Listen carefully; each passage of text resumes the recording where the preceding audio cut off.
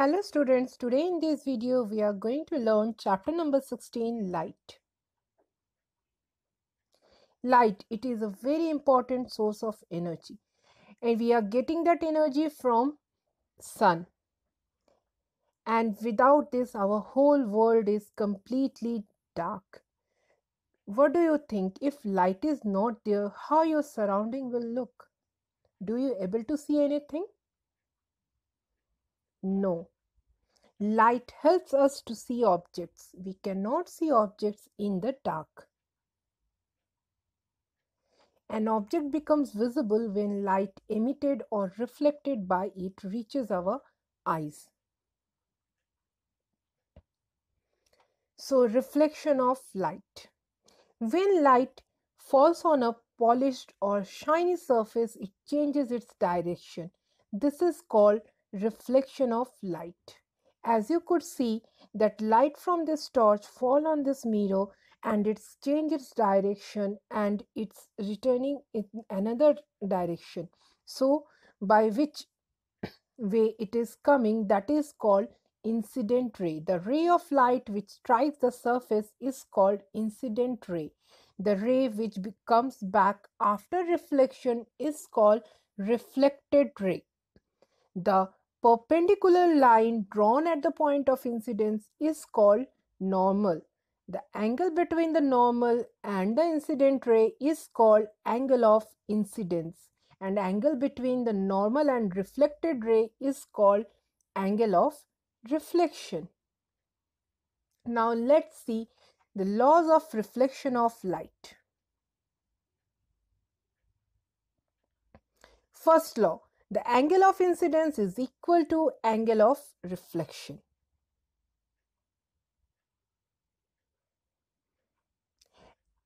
That is, angle I is always equal to angle R. Second law, the incident ray, the reflected ray and normal at the point of incidence all lie on the same plane. If we do activity also, for that we need to take a plain paper and a mirror, place a plain mirror on this paper, and we need to do this all setup in a dark place. Then we can see, if we allow to pass a beam of light and fall it on this plain mirror, we get that reflected ray also on this plain sheet of paper, and we can find the incident ray, reflected ray and normal at the point of incidence all lie at the same plane.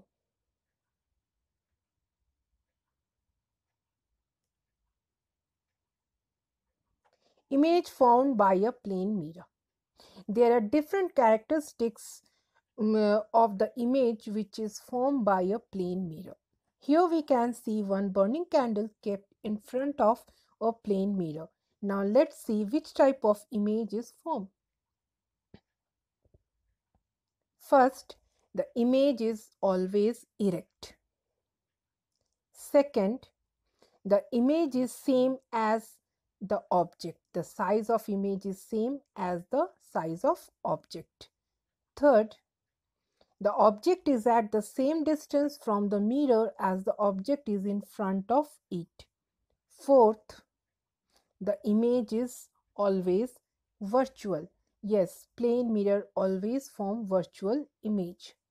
And fifth, the image is laterally inverted. If we raise our left hand thumb in front of mirror, it will looks we have raised our right hand thumb in the image formed on the mirror.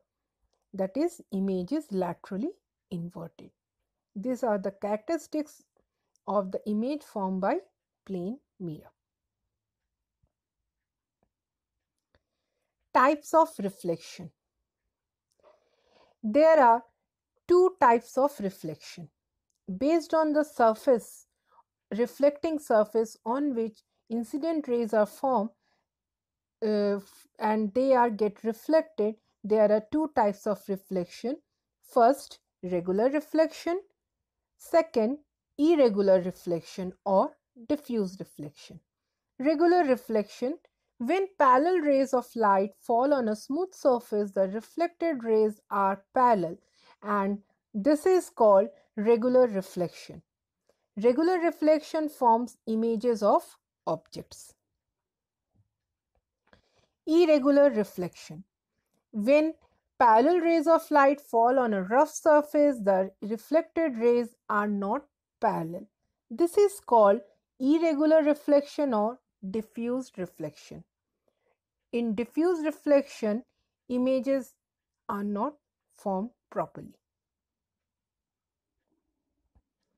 Multiple images: when two mirrors are kept inclined at an angle, they can together form multiple images.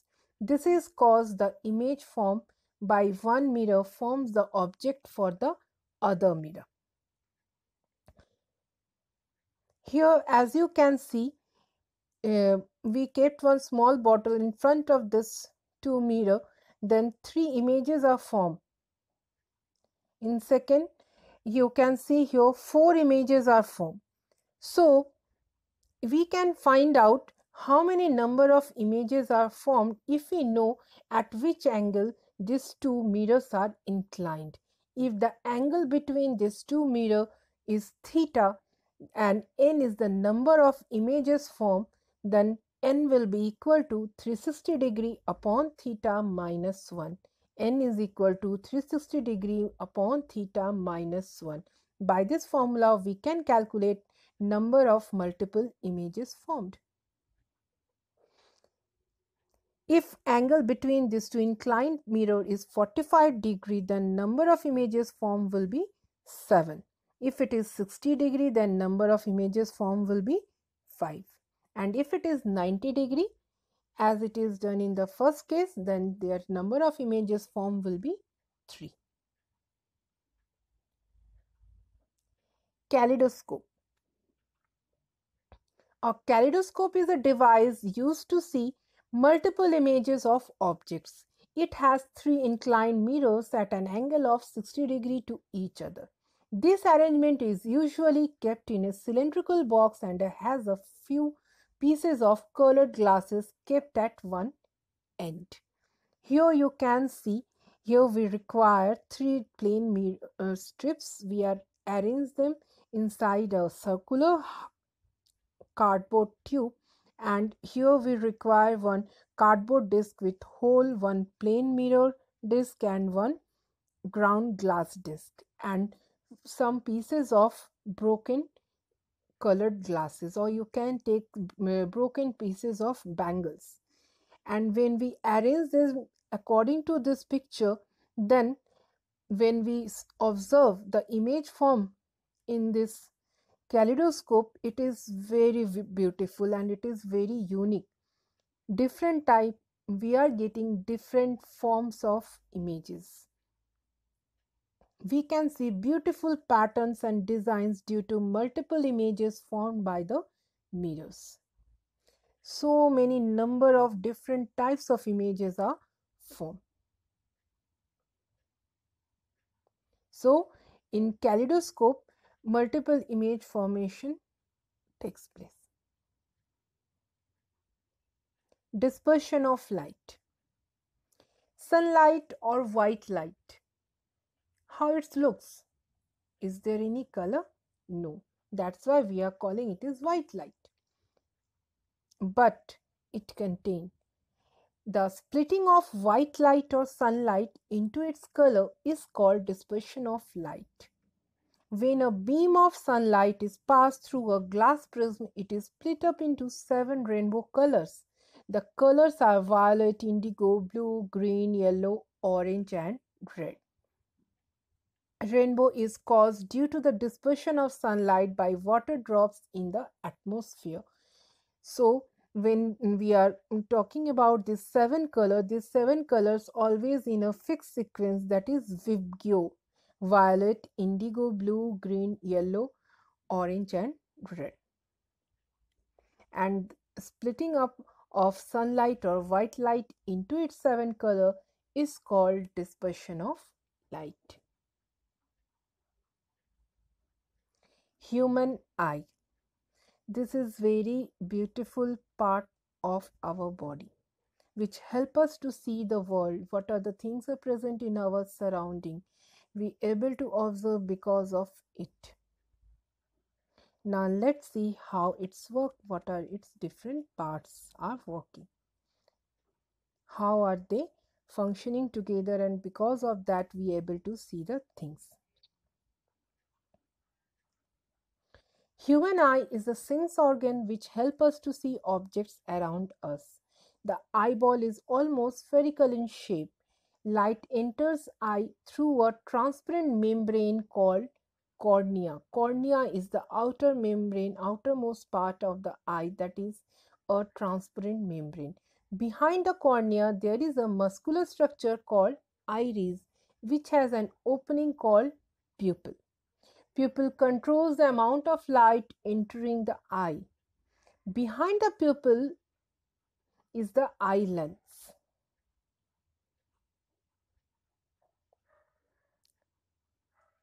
It is a convex lens which focuses the image of the object on the retina. The ciliary muscles helps the eye lens and to focus the image of object on the retina.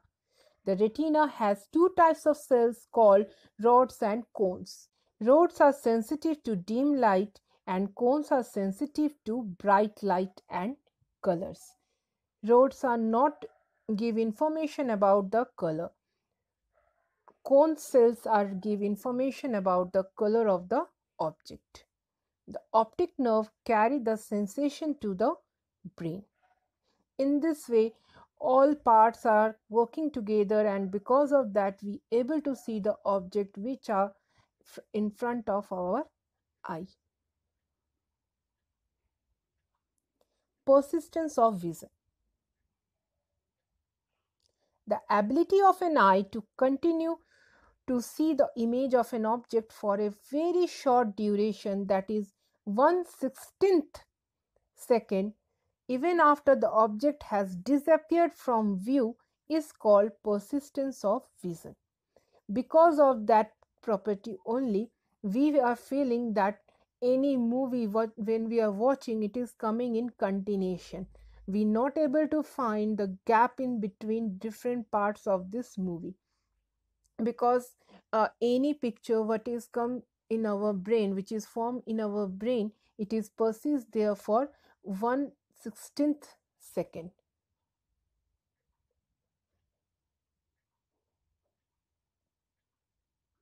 Range of vision. The farthest point from the eye at which an object can be seen clearly is known as the far point of the eye. The far point of the eye is infinity. The nearest point from the eye at which an object can be seen clearly is known as the near point of the eye. Near point of the eye is 25 centimeter. The normal human eye can see nearby as well as distant objects clearly. The minimum distance at which objects can be seen clearly is 25 centimeter. But some person can see nearby objects clearly but cannot see distant objects clearly. Some persons can see distant objects clearly but cannot see nearby objects clearly. So these defects can be corrected by using suitable corrective lenses. And now let's see what are the defects of vision. First, myopia, nearsightedness. Second, hypermetropia, farsightedness. Third, cataract. These are the very common defects of vision.